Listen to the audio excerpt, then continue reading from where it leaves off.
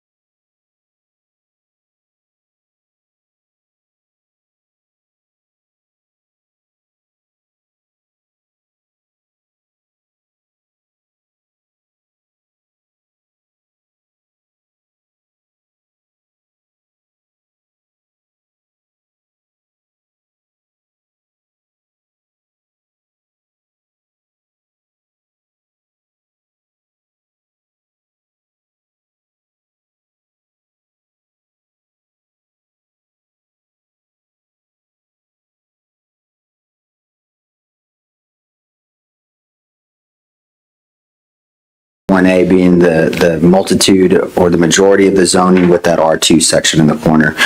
Recently, Mr. Sparrow approached the city about talking and upping the density in those areas. This was kind of the proposal that they had discussed. There were some other options there, but I think for what they were looking at, this probably fits their plan the best. I do want to direct your attention to the screen. If you notice there in the northwest corner of the subject property adjacent to it, you'll see an R1 tract snuggled in between the C 1.5. That's actually an error in the zoning map. Mr. Sparrow brought that to our attention yesterday. I did some research, did find that we did rezone that section to C 1.5 I think in 2010 or 20. And so it does change my staff recommendation a little bit, and so I'll kind of go through that on here. But ultimately, they're requesting this change to accompany a plat that they are submitting currently with the city. That's under review, would be reviewed by P&Z at our next meeting. So we broke this up into basically 4 tracts. There's the proposed R3, that's 10 acres. It's currently R2. A small portion of that you see, that 0.3 acres, would move to R1A to better align with their proposed road that you see going there. So on the proposed R1A, staff recommends approval of that. And we looked at that. That fits the design of the subdivision. No real issues with that.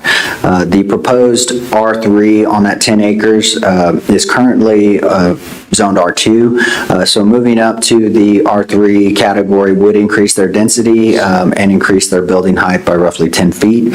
Given the fact that this is adjacent to existing commercial, which is in the ETJ, is not currently city limit, and that's to the west, and then it is south of the other commercial C 1.5. Staff can support and recommends approval of that in addition to the high density or for the high density change. This will be the zoning change and the land use change as well. As far as the 4.76 acre tract, initially staff had some concerns since it was south of that R1 district, but now that R1 is actually commercial, butting up against the R2, which staff recommends going to R3, staff can support the change in the land use and the zoning on that tract as well. Now, when it comes to the proposed R3, the 5.986 acres, that is just south of on Friendship, closer to Friendship Lane. Given that access will probably most utilize the access that'll come out across from South Creek Street and may not utilize the Highway 87 access as the other 2 properties will. And given that it is adjacent to and more centered to the rest of the R1A zoning, staff would recommend denial of that rezoning, given that we're going from a R1A to R3. That's a pretty big jump in intensity there. But for the 10.4, 10.1, and 4.76, we support that requested change. So that's the request in a nutshell. Again, they would have to amend the future land use plan to correspond with these zonings, and we would recommend the land use plan change according with the zoning recommendation that staff has. So I'll be able to answer any specific questions you have at this time. Just clarify one more time why you're not recommending the 5.986 acres as R3, because right now it's R1A? It is R1A. It would abut some C1 to the back, but given its location to Friendship, again, the possible traffic and density that's going to come out on that intersection has some concerns for staff. That area is R2 on the north, so it does make a little bit of sense to have some additional multifamily, but I don't know that we could support the R3 in that area. Staff just has some concerns regarding that. I think from a utility standpoint, engineering didn't have many major concerns. Ultimately, the developer will be upsizing those utilities accordingly. It really is more of a traffic and design of the layout there. If you recall, the adjacent property next door, the Seco project recently went through the MU PD, and staff supported that mostly because the MU was more in line with the R2 zoning district as far as densities. They did allow some additional height in there, and as you recall, this board made that recommendation that since it's adjacent, its proximity to the Friendship Lane, that height be limited in the number of stories, and then ultimately council made that recommendation as well. So given kind of the development patterns in the area and where we see going, that's kind of why staff is a little hesitant on any kind of recommendation for R3 in that section. Will this require an additional traffic study? Yes, this will change they would have to amend their traffic study because this is going to change their land plan quite a bit, so we'll need to relook at that as well.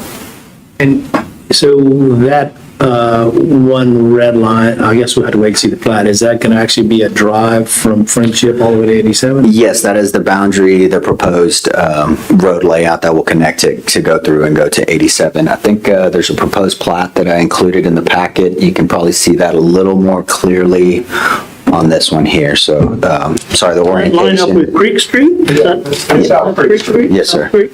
Okay. Sorry, the orientation's a little off, trying to fit it on the page so y'all could read the detail a little better. But, those aren't survey grade boundaries, but once the plat is brought in, then we'll match those zoning lines accordingly. But ultimately, the idea is that road would be the center line of that zoning district.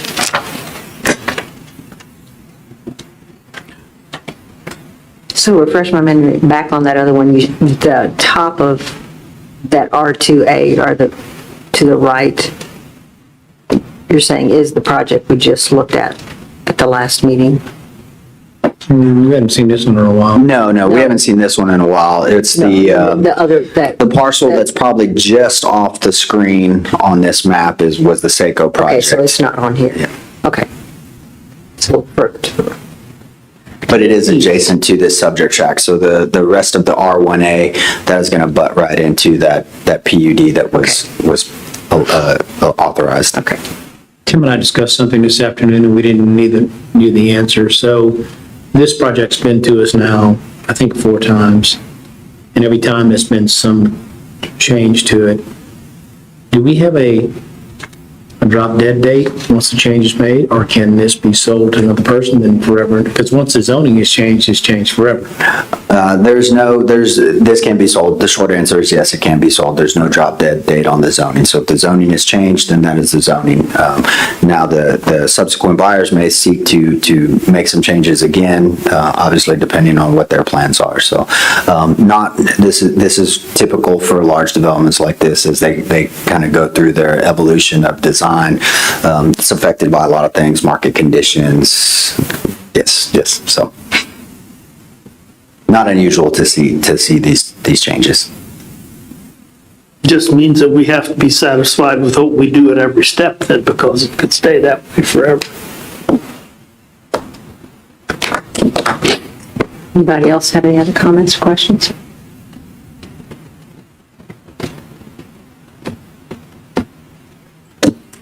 Ready for a motion?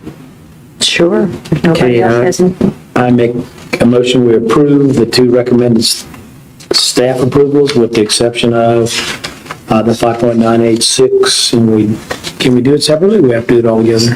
You can call them out separately, and it would be 3. Don't forget the small 0.3 acre tract there. That little It's the remnant of the R2 zoning that's going to move into the R1. Okay. Let's straighten that out. Okay. All what Jason just said. I'm not going to call it a wedgie in the, So staff recommends that we approve, and I recommend we, Mr. Sparrow has his hand up. can't see him. May I address staff's comment with respect to traffic? Because that's part of, hopefully, the decision you guys are about to make. We've been working with city staff on Friendship Lane improvements. And where we're at now is based on our preliminary traffic impact study, which we have increased our traffic impact study to account for these potential increases in density. Right now, we're looking at a right turn lane into the project. So if you're going eastbound on Friendship Lane, there'd be a right turn, dedicated right turn lane onto future Creek Street. Also, at some point in time, we will have to make a dedicated left turn lane if you're going westbound on Friendship Lane. That will be coming into this project. Okay, so those were two additional off-site street improvements that were being asked to absorb with this development. What about 87? What about 87? 87, there'll be like a, kind of like, Decel lane? well, there's no, the traffic study didn't warrant a right turn lane going northbound on 87, but did warrant a left turn, a dedicated left turn lane going southbound on 87 into the project. And then, of course, there'll be a right turn coming out of Future Creek Street onto 87. And then just a reminder, the extension of Creek Street, it is a 60-foot wide right-of-way with 40-foot pavement section. So pretty big street. It's a no-load, what we call is a no-load street. So in other words, I can't front houses or anything on it. And then the other thing I'd like to point out is on the project that's just to our east boundary, that where it abuts our R1A, there are both two levels and 3-level multifamily adjacent to our, single-family homes, to put that into perspective. So, I guess the only other question comes up, does this require screening? Because this is separation of zones. I'd have to look at the screen. I don't believe there's going to be screening requirements on the what's shown as the R1, because that'll be a commercial. And there's no screening requirements where there is right-of-way. So any screening provided outside of the required dumpster screening is all that would be required on this one. and again, this project, a comment was made with respect to the evolution of this project. It's been before you guys at least 4 times. We've modified the original preliminary plat that came in, but a lot of that was due to potential cost savings that we recognized in redoing the layout.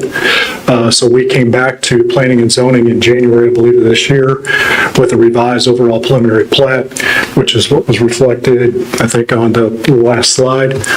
And again, we're trying to, drive costs down. What helps drive costs down or helps mitigate costs is density. And, besides the turn lanes that we're being asked to do with this project, we got the extension of a 60-foot street going through the project. We have, amenity and park improvements that we're also incurring on this.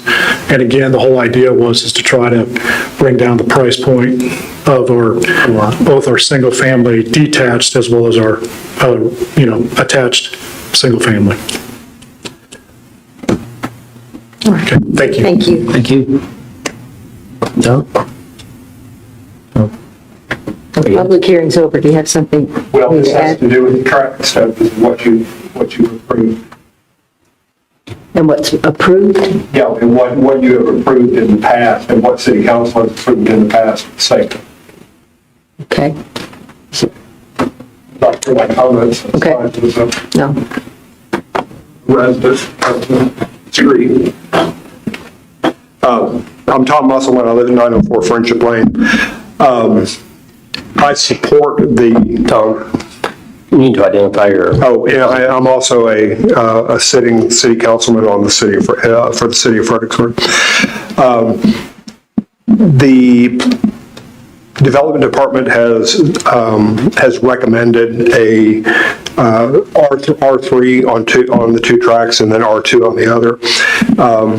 The R2 that faces Friendship Lane is, I think, in the same category that the issue that we had with the Seiko development with their apartment projects that face Friendship Lane. Do we need denser housing? Yes, but I think that we also need to be mindful of the increased traffic that is on Friendship Lane, which is increasing every day. Everybody here knows that. I would recommend that the track closest to Friendship Lane remain as R2, and the other two tracks remain, be changed to R3, strictly from the standpoint of increasing density that close to Friendship. I do believe that the two back tracks, if they're R3, I think there's a greater likelihood of them using 87 than Friendship, but I think a traffic study would probably tell us whether that's true or not. And I'd like to hear some more. I would hope that the P&Z would hear some more on how they're going to put a left turn lane on Friendship going west into the subdivision on Creek Street. That will come to us in the final plat, right? Yes, so we've got the plat in review right now. We've not issued any comments. That'll be something Garrett, Chris, and Evan look at as we're going through the plat and make some of their notes and comments. Ultimately, the zoning may modify that TIA or TIS, sorry, traffic impact study. So right now, that 5.986 acres is R1A. Currently, they're requesting R3. It is adjacent to R2. Staff could be supportive of that, bringing in the R2, but R3 is pretty intense right there, just given on the density counts. That is a lesser zoning, so I don't know if that's technically not the request for you tonight, so I'd have to lean on Daniel to see if we could. And finally, if you can find a way to put a turn lane on Friendship Lane, I think that would really be a great thing to do. We could do. A center turn lane so they can turn right or left. Thank you. All right, Jim. Okay, I'm still confused. Okay, so I move that we approve the request on both of the approvals made by staff recommendation, with the exception of the 5.986, then we deny that request. And you are going to include the 0.3. Including the wedgie. Thank you, sir. Yeah. Second. All right. Does everyone understand the motion by Jim? All right. Do we have a second? Yes, A second by Tim. yes. Any other discussion? All in favor, aye. Aye. All opposed? All right. Motion carries. Definitely not my most eloquent. This will go to city council. Yes, ma'am. All right. On the next meeting. Yes.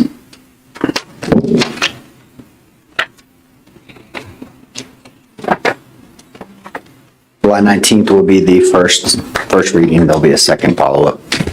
Council may waive the second reading depending on how that meeting goes. Okay. All right. Thank you, Mr. Farrell. Thank you. All right. All right. Next item on our agenda is action item number 6B. Consider site plan 2106 by John Pert with Root Architecture for a site plan approval of a multifamily project located at 619 West Live Oak Street. Mr. Pert, are you here? Would you like to come up and make your presentation?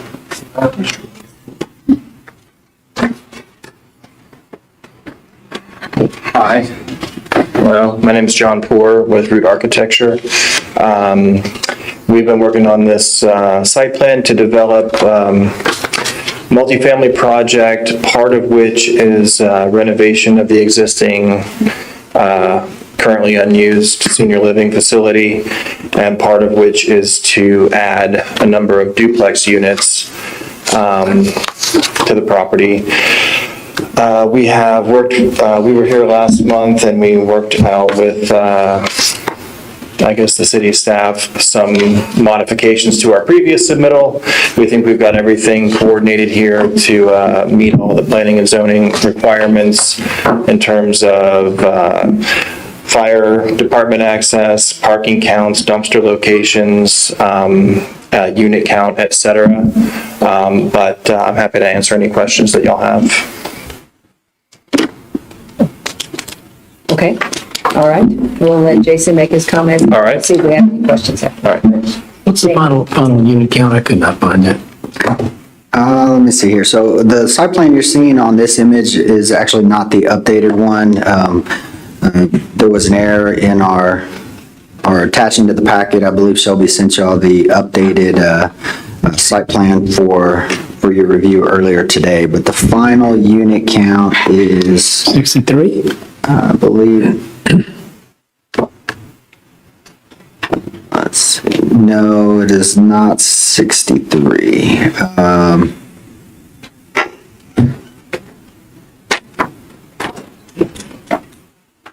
What is the final unit count? It's 71. That's the, Yes, thank you. I have copies if you're interested. Paper copies. Okay. Yeah, so if you recall, the last meeting, they didn't have the floor layout, so we couldn't verify the parking. Our parking is based on whether their efficiencies, one bedrooms, two bedrooms. So the applicant is proposing that the existing structure, that's going to remain intact. They're going to utilize the shell of that existing facility. So that's one story. The new additional duplexes, those are 2 stories. They are shipping containers. There will be 1 unit above, 1 unit below. They have adjusted the parking to meet all of our regs. They adjusted their location of their dumpster to meet the screening and ability to get a vehicle in there to turn that. Fire has signed off on their fire lanes, so the only outstanding items, and those will be done at a later date, is the property is unplatted currently, so they will need to prepare a plat. I know they've engaged a surveyor and engineering to do that. At that time, that's when we'll evaluate and assign a parkland dedication requirements based on their living unit equivalents. So that will come to this board at a later date. I'm just being asked. Proof of preliminary plan, is that what- this is the site plan. This final site plan? Yes, ma'am. Okay, this is final.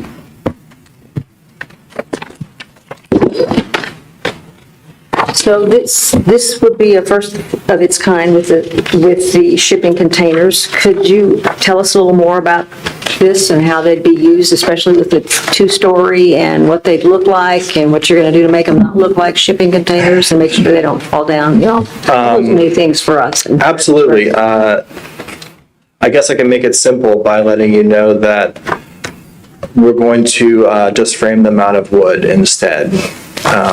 That unit layout, the floor plans, everything stays identically the same, but due to some supply issues, the shipping container scenario is not looking feasible, so we're just going to build them out of wood studs instead. So they'll look like regular residential units. It'll have, cement board siding and regular windows and all that good stuff. Tim, you spent all afternoon worrying about it. Yeah, well, I apologize. It was a very recent development that we discovered that was going to be an issue, so. But otherwise, the plans all stay exactly the same. So I would just like to clarify that there's nothing in our code that would prohibit the applicant from Changing back to the other. say something changed and they could they could possibly still do those, so. Right. Well, I guess insofar as if we ever had to cross the bridge of working with a shipping container, is that part of the building design review or is that part of the zoning review? Generally, that's part of the building design review, so Okay. we would go through, as long as they met building codes, we would have to permit that use. Just what everybody wants, shipping containers in Fredericksburg. Okay. I knew you was going. And those nasty things that everybody has. Reminds me of a hunting camp. Well, apparently not everybody has them anymore, so These that's, are affordable. They're probably not a building. exactly. Shortage of. Everyone else is already using the shipping containers, so Yeah, we don't have that problem. I thought, we'd heard a year ago they were available and everybody was trying to get rid of them. I guess, yeah. Yeah, all the stuff sitting in the port of Los Angeles with goods coming from China, that's where they are. Instead of out in the supply chain somewhere, some of us could sell something. Okay, so that changes a lot of the questions we might have had. Anybody have any other questions? Jason, do you have any other comments? Then I'm sorry. No, not at this time. Okay, anybody else have any questions or comments? Ready for a motion? I make a motion to approve SP 2105. Second. Motion. All right, a motion by Jim, a second by Jill. Any other discussion? All in favor, aye? Aye. All opposed? All right, motion carries. Thank you. We can get started.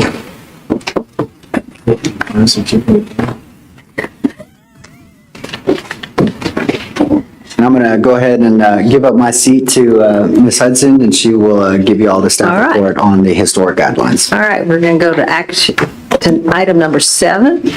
A, presentation by Historic Preservation Officer on Historic District Design Guidelines and Standards. Good to see you. Hi, guys. So I have a few copies of the final draft, so I'll ask you to share. They are hot off the press. Is this one of those $100,000 deals? 100,000? No. 35,000? Yes. Okay. Don't count the pages. 200 Or like- pages. pay you like- On the dot. Pay for it like a 200. lawyer by the page. More copies there, so $40,000 version.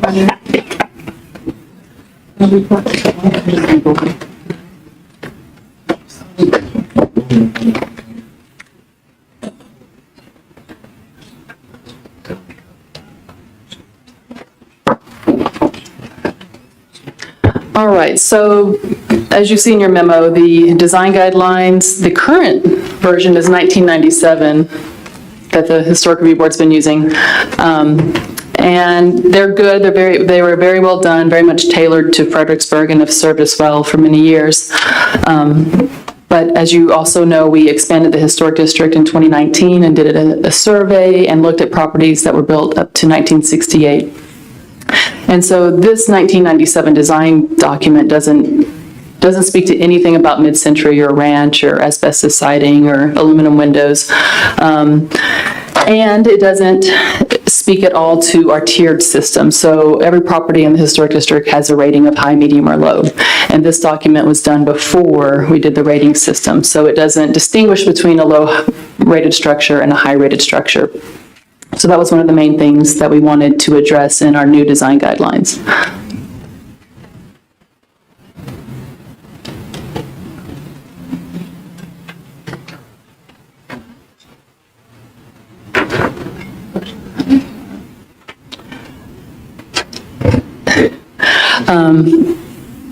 So City Council, this was in our 2019 budget, knowing that we had expanded the district and needed to address some of these mid-century properties. So we had our kickoff meeting in January of 2020, pre-COVID. We had 75 people show up to the sanctuary at Pioneer Museum and had a good, robust conversation on what our design guidelines, why do we need them.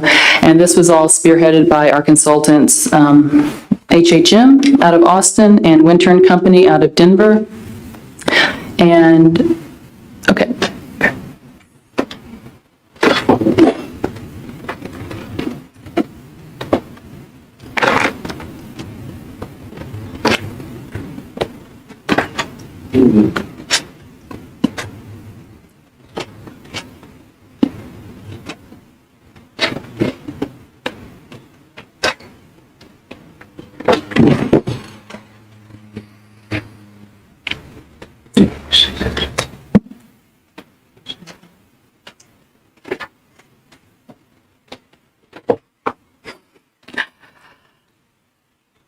Kickoff meeting. Okay, so we kicked it off and then COVID hit and about the time that we got our first draft. So we were unable to have our in-person meetings to talk about the first draft. So we wound up doing some Zoom meetings and we've had our design guideline website out since the first draft was released.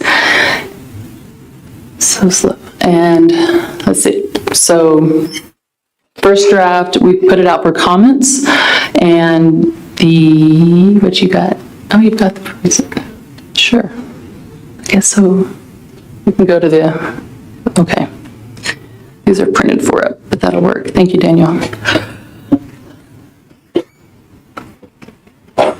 Or public meetings, yeah, and you guys all know, but the Historic Review Board has been a 10-member board, and obviously they're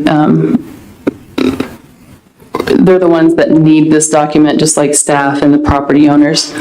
And then from that, we had a steering committee, members of the Historic Review Board. We reached out to local real estate, the Board of Realtors, and the Chamber, and the local Builder Society, and Gerald Hoover from the Historic Society, and then Jason replaced Brian on that membership. So again, we did our first draft release in May of 2020, and then the second draft was done in 2021, February. And so HHM were our consultants, and our contract was only for 2 drafts. So after the second draft, they were done with it. So every edit since then has been done by staff in-house. And we have had several public meetings. Again, the kickoff in 2019, May 2020, the first draft, second, and then in June, we had those Zoom meetings. And then October, we were actually able to have an in-person meeting and had a workshop over at the University Center.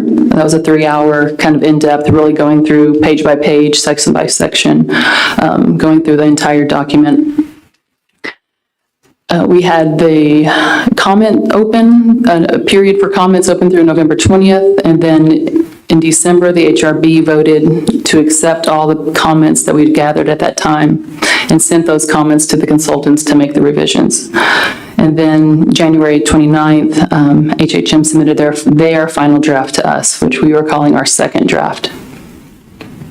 So since then, we had another steering committee meeting and a couple city council presentations and another online survey specific to the second draft.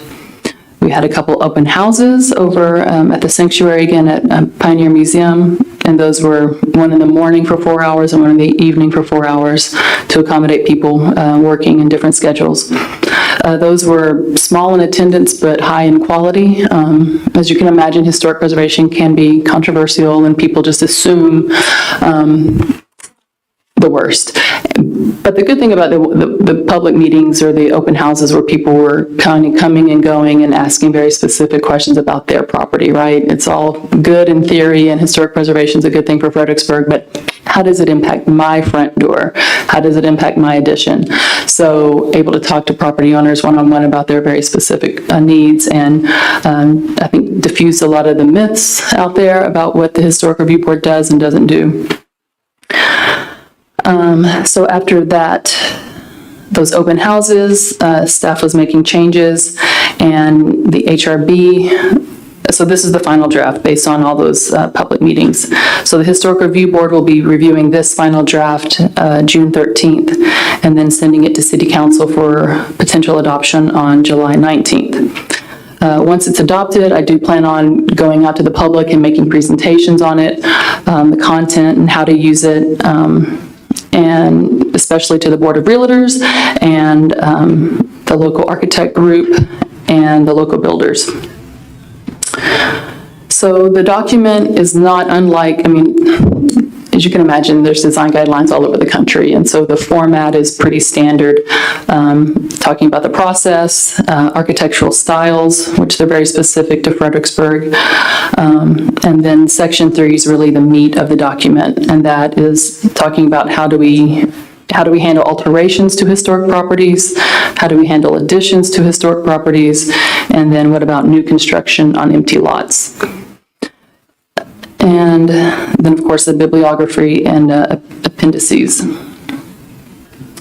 So looking at, again, the comparison of the 1997 design guidelines to the new ones is the main thing is using the rating system. So high, medium, and low, clearly distinguishing the treatments different for a low-rated property than a high-rated property, including more features that were kind of glossed over in the 97, including chimneys, fencing, and lot development pattern, and a little bit more direction for new construction, and the inclusion of mid-century properties. So in April, we did a presentation to City Council and to clarify that this document is two things. It's guidelines, which are recommendations, and standards, which are requirements. We're also making some ordinance amendments in conjunction with the adoption of the design standards. We are looking at development pattern and lot coverage. I'm not sure that you guys are seeing it so much, but the Historic Review Board's seeing a lot of short-term rental compounds, especially in the historic district, people wanting to be close to Main Street. And the other thing at the April meeting was to solidify the public input process. So that was when we set up those workshops and surveys. So the document, again, is broken into guidelines or recommendations and standards, which are requirements. And treating properties differently. So a high-rated property is more likely to have something required than a low-rated property, which would be maybe then a recommendation.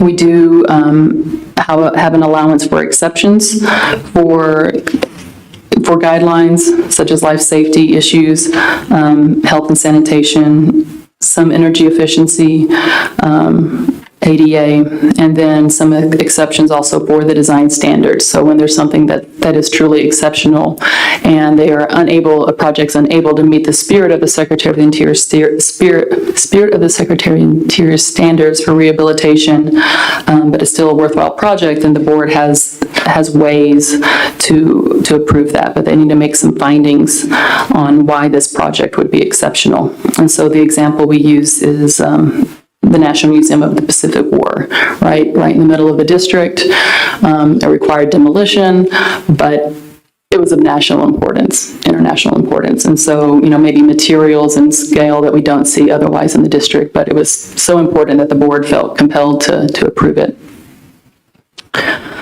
Some of the differences between the 97 guidelines and the new, more specific direction on windows, everybody's favorite topic, I'm sure. Not really a change per se, but just more clarity, and again, high, medium, and low priority. The recommendation is always going to be to repair rather than replace. This is historic preservation. So keep it out of the landfills and keep it on the building. If it's beyond repair, what should that look like? Materials are important, size is important. So again, high priority structure, it would be required to preserve and maintain, and to repair, and when possible, patch instead of replacement. But that's just a recommendation for low priority. So again, if you have a specific property, you can look at this document and see exactly how it's going to impact your property based on the rating. Windows. Also, more for zoning, planning and zoning would be new construction. Again, the Historic Review Board is every agenda. There are multiple requests for new STR units. Honestly, what we're seeing now is kind of leaving the main historic house and just concentrating on the new construction. So, we have a lot of permitted and unpermitted STRs in the city, and it is changing our historical development pattern. So the residential lots in town were, primarily the 100 by 200 lots that had a main house in the front, some ancillary buildings in the back, a driveway on the side, and a pretty empty,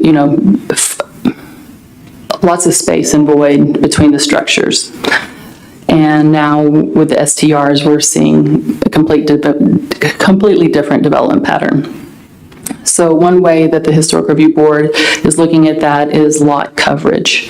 And so thinking about spacing between new structures and the historic structure. So if it's a high priority building, we're going to require a 15-foot setback from the back of that structure to the new structure, just to give it some breathing room and some semblance of, a normal traditional building pattern. And so we have some exhibits on what that looks like, what's appropriate and what's inappropriate. New to this draft would be inclusion of R1 and R2 zoning for the footprint of any single accessory dwelling unit, that it may not cover more than the footprint of the primary building. And then thinking about auxiliary buildings such as garages and carports should not be larger than 800 square feet or cover more than 50% of the square footage of the main structure. So again, kind of thinking about a traditional development pattern where there was a main house and true accessory units, or maybe an ADU, but not 2 or 3 main houses.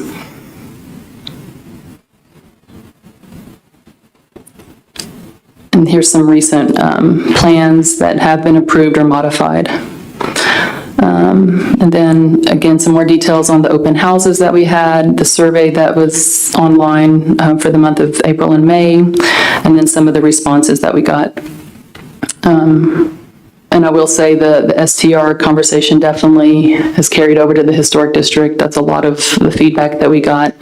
Obviously, the Historic District is the place to be. If you're visiting Fredericksburg, people want to be in the Historic District. They want to walk to Main Street. And our Historic District is mostly walkable to Main Street. So there's definitely a concentration there.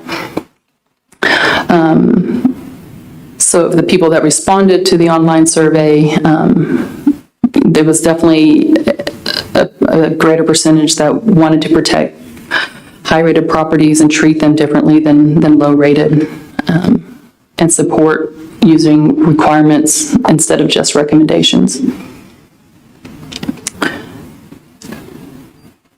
And new construction, that's page number 39. How important is design review of new construction in the district? And that was 50% said it was very important. And height of that, new construction, what's the most important feature to regulate? Height being number 1, followed by material and massing.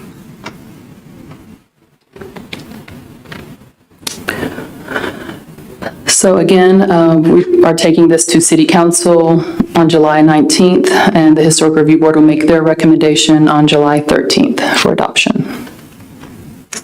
So if you guys have any questions or concerns or windows you want to replace? Thank you. It's been a lot of work put into this. Has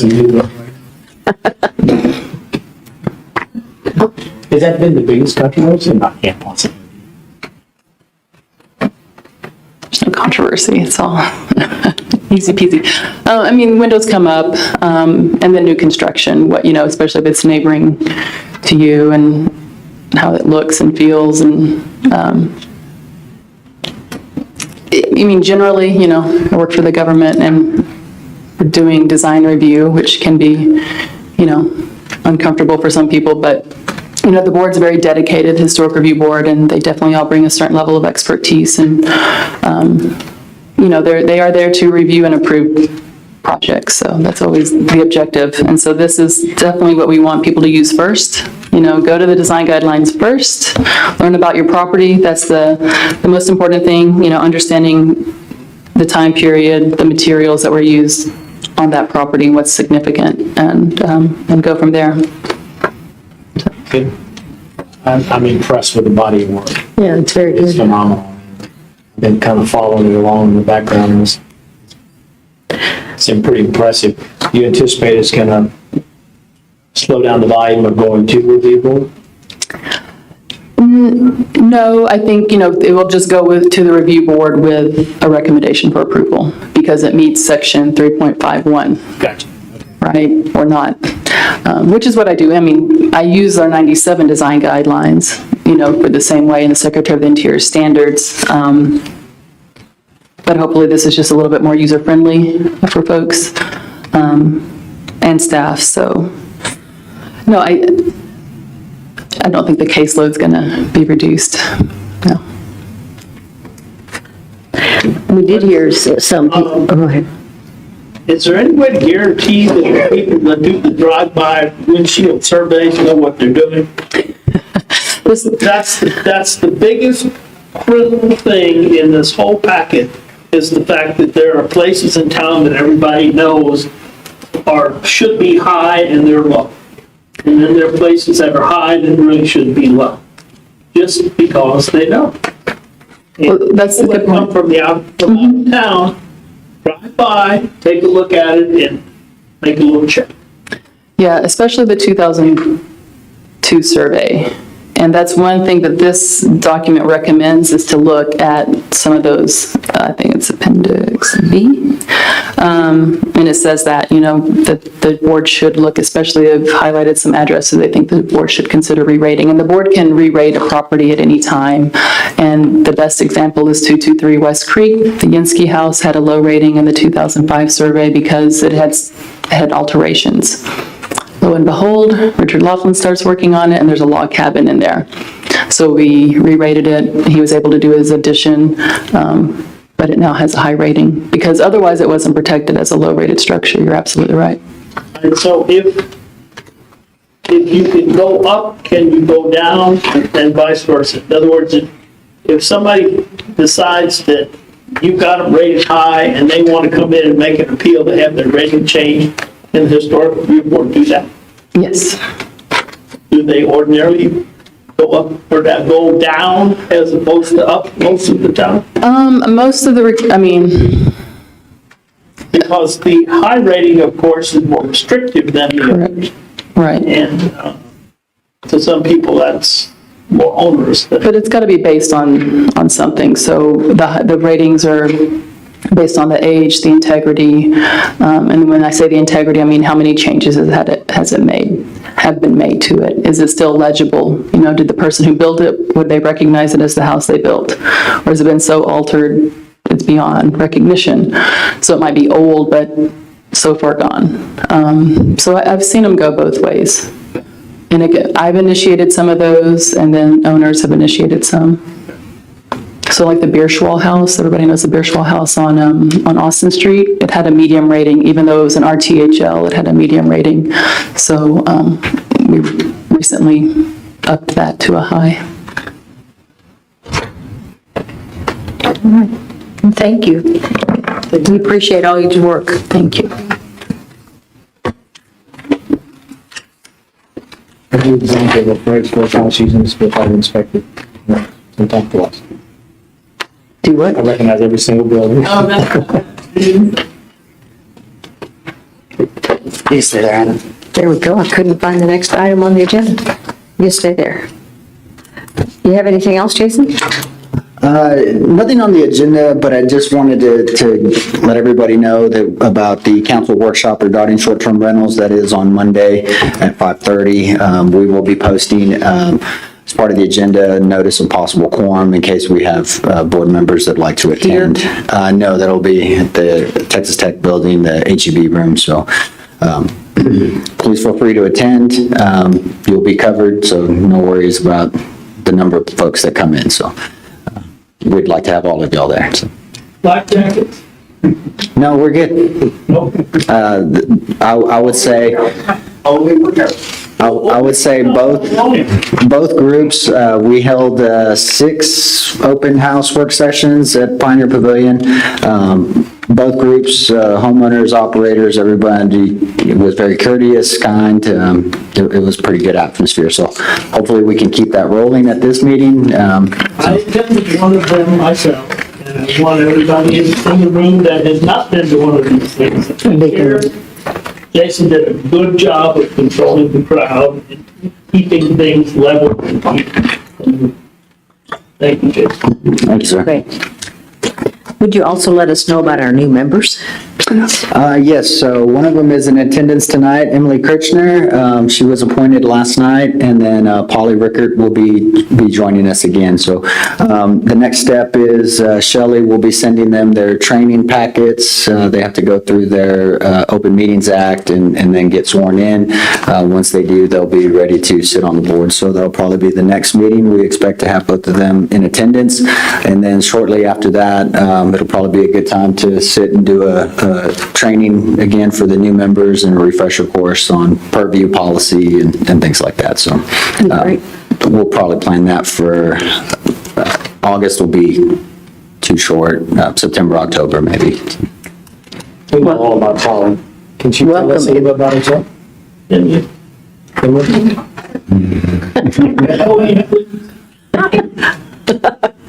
Sorry. Hi, everyone. My name is Emily Kirchner, and I am a 2-year resident of Fredericksburg, but I've been coming here for almost 20 years. My parents live out on Canopskull Road. So I went to A&M and University of Texas, and majority of my career has been in the Texas legislature as a staffer on the House side. So And also, where do you see, obviously you live in town, where in town? I do on corner of Pear and Apple.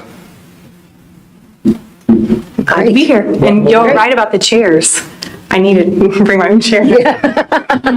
We don't have enough. We're gonna need 2 more. Sir, could you see about that? I will check into that. I don't know if they'll be quite the quality that y'all are sitting in, but we'll get something squared away. Just make sure you put it on that end, Jason. Okay. Daryl has a recliner over here. So Chris was on? Yes. Yes, we received his resignation. And Polly's replacing. Brenda, yes, Brenda resigned as well. So So we're back to full set. no holds bar. No holds. We can move forward as we want, so.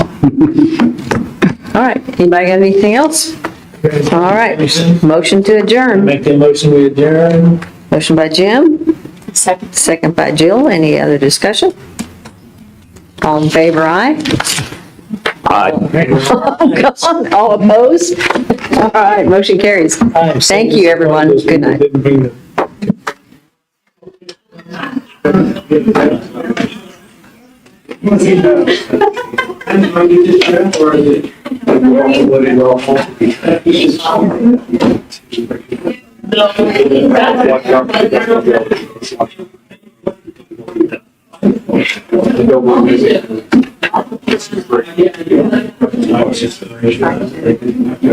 Yeah, if anybody needs